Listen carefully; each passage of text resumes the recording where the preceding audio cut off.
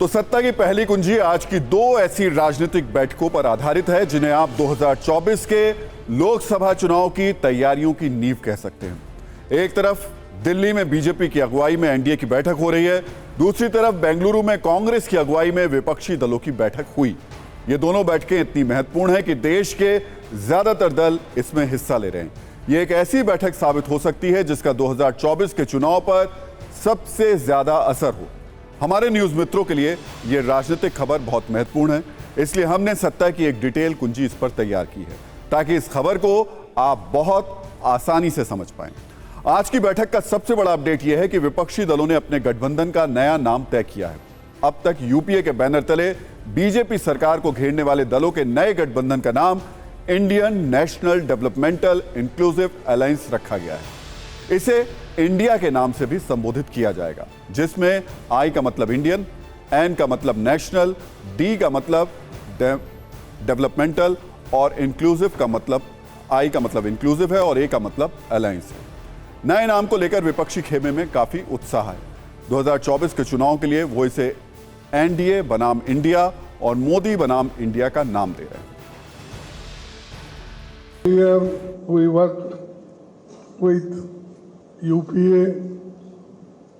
Now, with all 26 parties, a new name is given, that is Indian National Developmental Inclusive Alliance, that is INDIL.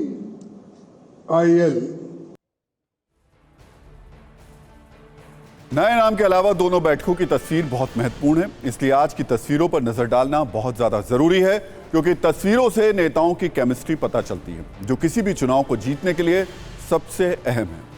पहले बेंगलुरु में हुई विपक्षी दलों की बैठक की बात कर लेते हैं, जहां आज विपक्षी दलों के सभी बड़े नेता मौजूद थे, लेकिन सेंटर स्टेज में यूपीए चेयरपर्सन सोनिया गांधी और कांग्रेस अध्यक्ष मल्लिकार्जुन खड़गे ही दिखे। मल्लिकार्जुन खड़गे के एक तरफ सोनिया गांधी थी तो दूसरी तरफ नीतीश कुमार थे। सोनिया गांधी के बगल में ममता बनर्जी बैठी थी, नीतीश कुमार के साथ राहुल गांधी, उनके साथ लालू यादव, फिर अरविंद केजरीवाल और उद्धव ठाकरे और बाकी नेता थे। पटना की बैठक के मुकाबले आज बेंगलुरु की बैठक को विपक्ष के लिहाज से काफी सफल कह सकते हैं। विपक्ष ने आज कई चीजें तय की। पहला, विपक्षी गठबंधन का नाम इंडिया होगा। दूसरा, इंडिया गठबंधन की अगली बैठक मुंबई में होगी। तीसरा, 11 सदस्यों की समन्वय समिति गठित की जाएगी। चौथा, चुनाव की तैयारियों के लिए दिल्ली में विपक्ष के इंडिया का नया सचिवालय बनेगा। वहीं दिल्ली में एनडीए की बैठक हुई। इस बैठक में सब कुछ प्रधानमंत्री नरेंद्र मोदी के इर्द गिर्द दिखा। पीएम मोदी बैठक के केंद्र में रहे। बैठक शुरू होने से पहले नरेंद्र मोदी का माला पहनाकर अभिनंदन किया गया। एक फोटो सेशन हुआ। इसमें पहली कतार में बीजेपी नेताओं के अलावा अजित पवार, एकनाथ शिंदे और एआईएडीएमके के ईडी पलानीसामी को जगह मिली। इस बैठक में चिराग पासवान और उनके चाचा पशुपति पारस भी मौजूद रहे। शाम 5 बजे शुरू हुई यह बैठक जारी है। दोनों पक्षों ने न सिर्फ अपना एजेंडा तय करने की कोशिश की, बल्कि एक दूसरे पर खूब हमले भी किए।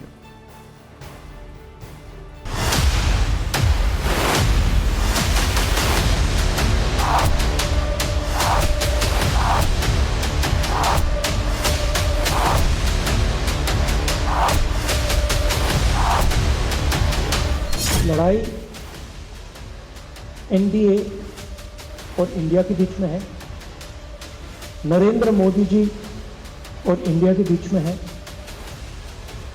उनकी विचारधारा और इंडिया के बीच में। कांग्रेस पार्टी हमेशा सोचती रही है, हमेशा उस सनक की रही है, उस सोच की रही है कि Indira is India, Congress is country, और उसी सोच और उसी सनक का ये सबूत है जो नाम आपने देखा है।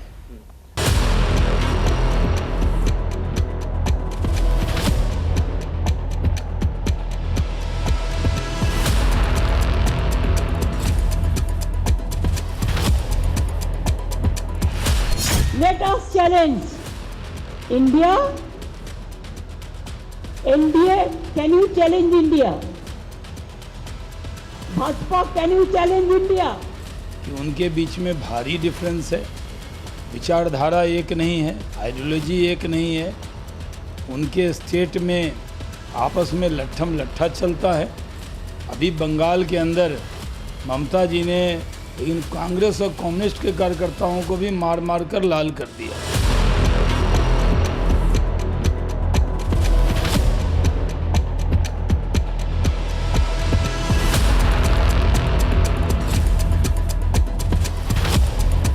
आज ये 26 पार्टियां हम सब लोग अपने लिए एकत्रित नहीं है।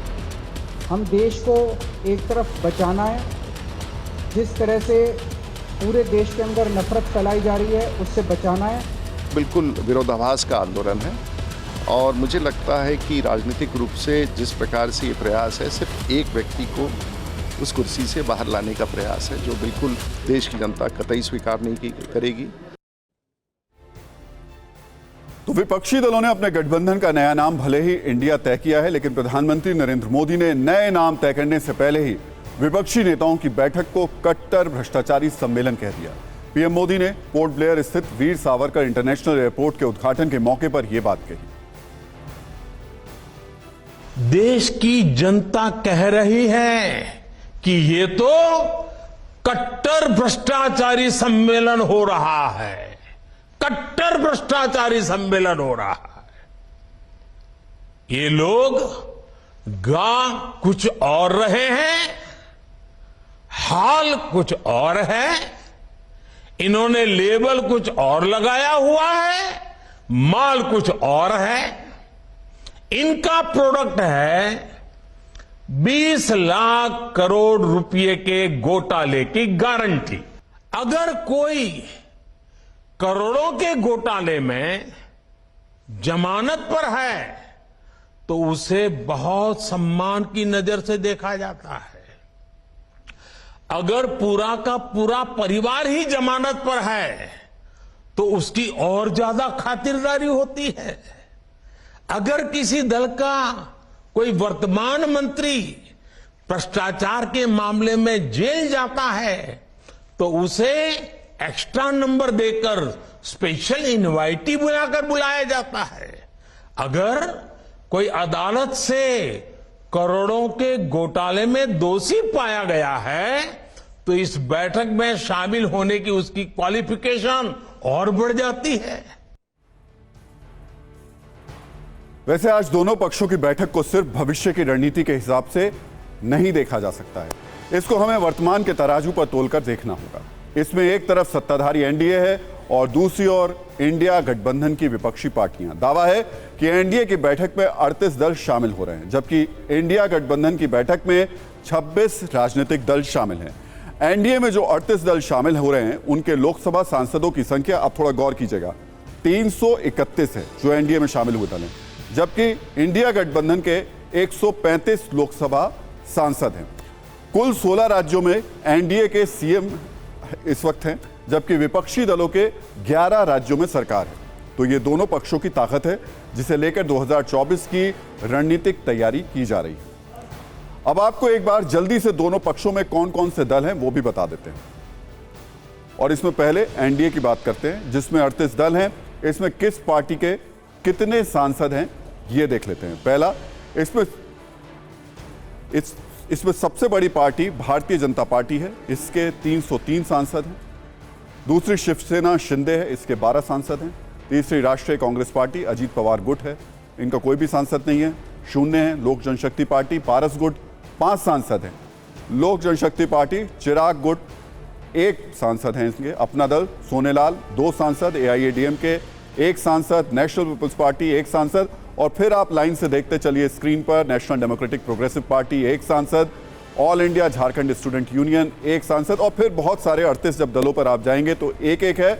और उसके बाद कई ऐसे भी हैं जिनमें 0 ही सांसद उनके पास है, यानी इन 38 दलों में कई ऐसे दल हैं जिनका एक भी सांसद नहीं। अब विपक्ष की अगुवाई जो कांग्रेस कर रही है उसकी बात कर लेते हैं। कांग्रेस विपक्ष का सबसे बड़ा चेहरा है, लोकसभा में उसके 52 सांसद हैं। इसके बाद ममता बनर्जी की टीएमसी 22 सांसद हैं, सीपीआई के 2 सांसद हैं, सीपीएम के 3 सांसद हैं, एनसीपी शरद पवार गुट के 5 सांसद हैं, जनता दल यूनाइटेड के 16 सांसद हैं, डीएमके के 23 सांसद हैं, आम आदमी पार्टी के 1 सांसद हैं, झारखंड मुक्ति मोर्चा 1 सांसद, शिवसेना जो उद्धव गुट हैं उनके 6 सांसद, आरजेडी का कोई भी सांसद नहीं, समाजवादी पार्टी के 3 सांसद, तो हमने हिसाब लगाया जब पूरा इस सबको मिला करके, तो इंडिया गठबंधन में जो दल हैं उनमें से 50% दलों के पास एक भी सांसद नहीं है। सबसे बड़ी कांग्रेस है, उसके बाद डीएमके और टीएमसी के सांसद हैं। हालांकि इन दोनों गठबंधनों के अलावा कुछ ऐसे चेहरे हैं जो गेम चेंजर हैं और अपने अपने राज्यों में या तो सत्ता में हैं या अच्छा खासा दखल रखते हैं, जिसकी आज बात नहीं हो रही है। सबसे पहले बात आंध्र प्रदेश के सीएम जगन रेड्डी की। जगन रेड्डी की पार्टी वाईएसआर कांग्रेस के लोकसभा में 22 सांसद हैं। उसी तरीके से तेलंगाना के सीएम केसीआर की पार्टी बीआरएस के लोकसभा में 9 सांसद हैं। ओडिशा के सीएम नवीन पटनायक की पार्टी बीजेडी के लोकसभा में 12 सांसद हैं, जबकि यूपी की पूर्व सीएम और बीएसपी चीफ मायावती की पार्टी को 2019 में 10 लोकसभा क्षेत्रों में जीत मिली थी। ये दल अभी किसी गठबंधन में नहीं है। यूपी में ऐसा ही एक दल है, महान दल। 2022 के विधानसभा चुनाव में ये अखिलेश यादव के साथ थे, बाद में बीएसपी के साथ चले गए। ये छोटे छोटे दल कई बार बड़ा रोल प्ले करते हैं। महान दल के अध्यक्ष केशव देव मौर्य 2024 के लिए किस रणनीति पर चल रहे हैं, ये भी सुन लीजिए। पूरी तरह से हम बसपा से सहमत होते या सपा की नीतियों से पूरी तरह सहमत होते, भाजपा या कांग्रेस की नीतियों से सहमत होते तो हम महादल बनाते नहीं। सिद्धांतिक रूप से हम बसपा के सबसे नज़दीक थे और जब कोई महत्व और कहीं नहीं मिल रहा था, हर आदमी हमें कठपुतली बना के रखना चाहता है और मैं कठपुतली बन नहीं सकता, तो इसलिए हमने बसपा को समर्थन कर दिया। अब एक बार फिर से इंडिया यानी Indian national development inclusive alliance की बात करते हैं, जो यूपीए का लेटेस्ट वर्जन है। कल तक जो दल यूपीए का हिस्सा थे, आज उन्होंने कई और विपक्षी दलों को मिलाकर इंडिया गठबंधन बना लिया है।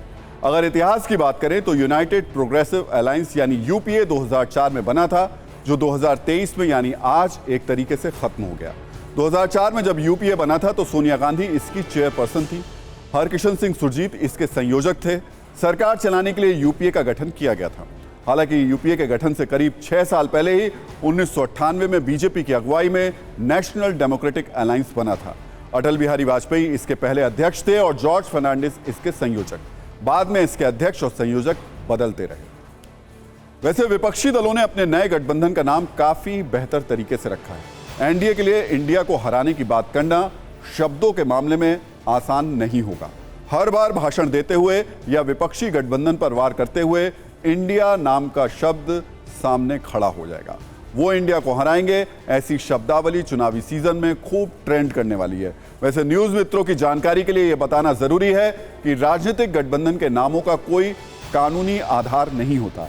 ये वैसे ही है जैसे आपको व्हाट्सएप पर कोई ग्रुप बनाना हो और आप उसका नाम इंडिया या एनडीए रख लें। ये सिर्फ राजनीतिक दलों की अपनी सहमति और काम करने के तरीके को आसान बनाने के लिए होता है। लेकिन गठबंधन का नाम इंडिया रखकर विपक्ष ने अपनी क्रिएटिविटी का उदाहरण जरूर पेश किया है।